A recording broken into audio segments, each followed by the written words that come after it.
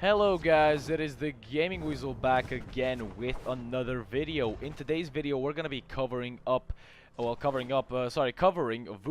the Monkey King. I have two juicy builds for you guys. Yes, that's a 2-for-1. I was deciding like should I make two videos, and I thought I was just really stupid to make two videos on one Warframe. So first one is gonna be our Primal Fury build, and the second one is gonna be the 5 build in that certain order. So let's get right into this. Now, Primal Fury summons a staff that's gonna do a decent amount of damage. Now, before actually getting into the mods, I'm gonna show you how it works. Primal Fury wastes 18 energy for summoning it and 1.5 per second, which is pretty goddamn good. And the damage is 500. Now, the build that I'm using is 40 aura. We have Steel Charge. Now, the Exilus is gonna be Power Drift, Prime Continuity, Transient Fortitude, Primed Flow, Intensify Vitality, Hunter Adrenaline, Streamline, and Augur Message. Augur Message can be switched out for Constitution for extra duration. And my mods like Prime Continuity and Prime Flow are not maxed out, but all it really does is more duration and more energy, so not that much of a biggie. I mean, it's not going to increase it by that much, but you know, they're still not maxed out. Just want to point that out. And if you want, you can put Rage instead of Hunter Adrenaline, which I guess if you're short on capacity you can, but you know, that's a personal preference.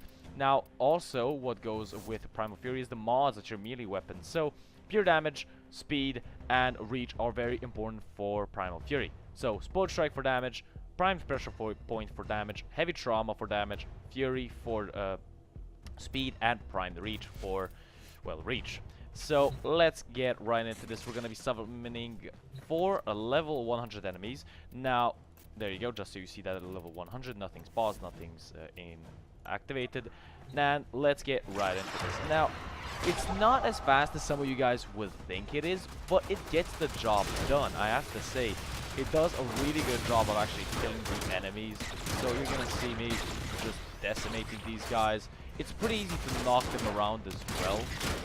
As you can see, right on this guy, I'm actually even proccing corrosive, and I'm just bringing him down pretty goddamn fast. Supporting the right click will actually increase the staff's, as you can see, size right there, and it's gonna make it do a little bit more damage. So as you can see, just proccing corrosive and also destroying the guy. So in a real life situation, they're not gonna fall off, but yeah, I would have killed them much faster, but when you actually activate right click, it does have an AoE attack. So that's actually pretty fast. Let me just summon a little bit less, and let's say an enemy that's a little bit lower level, because I do not use this build for high level missions. Let's say level 80. That sounds pretty good. So let's summon them and let's get right into this. So that's 20 levels below the one that I did before. So as you can see, I'm actually destroying them pretty goddamn fast, not even having a right click, but I can for extra destruction. But there you go, it's done. It's done. And I would prefer, if you're going against Orokin level enemies, well, Orokin enemies, yeah, and Grenadier as well, use corrosive projection or corrosive damage, sorry, on your melee weapon, because that is also very, very important. Now, the mods that you actually, sorry, not the mods, but the arcanes that you can use here are going to be Arcane Fury and Arcane Strike, which is going to increase your critical chance and critical damage respectively. And moving on to the Defy build, it is going to be Steel Charge 40 aura because of that melee damage, because you're still going to be using your Primal Fury, just not to the extent that you would with that actual build that I showed you earlier. Power Drift is going to be for damage, Vitality, Prime Continuity, Prime Flow, Steel Fiber, Narrow-Minded, Rage, Streamline, and Augur Message. As I said earlier, Augur Message can be changed for Constitution. Now, Narrow-Minded, Continuity, and Augur Message, or Constitution respectively, is for duration, because you're gonna need a decent amount of duration. Steel Fiber for extra armor, which is really, really good. Arcane Guardian and Arcane Energize are two of the best arcanes for this build. I would put them because I'm not really an arcane type of guy. I love running old school Warframes. You're gonna see this build, it can be used in sort of two ways, and like one way is the best way. So level 100 enemies, we're gonna summon level, let's say 4 of them, not 14, that's a bit much. Well, not a bit much, I mean, it doesn't really matter how many enemies there is. Level 100, we can say let's level 100. I've been using these builds, by the way, in the simulation, not the simulation, sorry, the Sanctuary Onslaught, in the Kua Fortress, in Actually, any place you can possibly imagine with high-level enemies, I've used these builds. Let's activate Defy and see how this goes. As you can see, they're doing damage. Now, my health, once I die, is going to drop to 555, and I have 12 seconds of invulnerability. They can shoot at me all they want. They're going to do 0 damage for 12 seconds. Now, the next time that my Defy activates is going to bring me down to 416 health. Also, 12 seconds of not infinity, but invulnerability.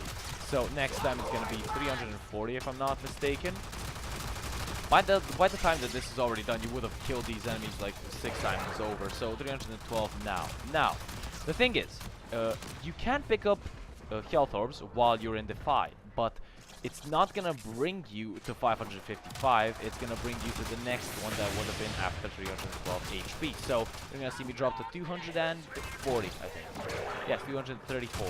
Now, why didn't it bring me up to 555? I was maxed out with health. Because one thing that you can do is find a safe place, like for example behind this wall, deactivate it, activate it again. It doesn't matter how much health you have now, it's still gonna bring you to the second to max energy that it did before. So this is one cool thing that you can do, is just to virtually restart it every couple of deaths that you almost had. So, for example, after 2 now, when I reach 314, I'm just gonna activate it, or deactivate it and activate it again. So that's pretty plain and simple. But you have to know and imagine that you are picking up health orbs on the ground. So as you can see, I'm 516 health now. Let me just deactivate it and activate it again. And as you can see, 555 HP. Just, it's easy as that. You can last as long as you freaking want with this build. This build is simply amazing for me. I love using this build with Wukong, and it's simply amazing. I can't even say how amazing it is without repeating myself like 6 times. But nevertheless, that's been it for my Wukong builds. Hope you guys enjoyed. If you guys did, leave a like, a comment, and subscribe. That is always appreciated on this channel. And share the video as much as you possibly can. I am trying to reach 1,000 subscribers by I don't know when, which is reaching 1,000 subscribers would be simply amazing for me. Hope you guys enjoyed the video. If you guys did, leave a like, comment, subscribe as I said earlier. And yeah, this has been the Gaming of Weasel, over and out. Peace.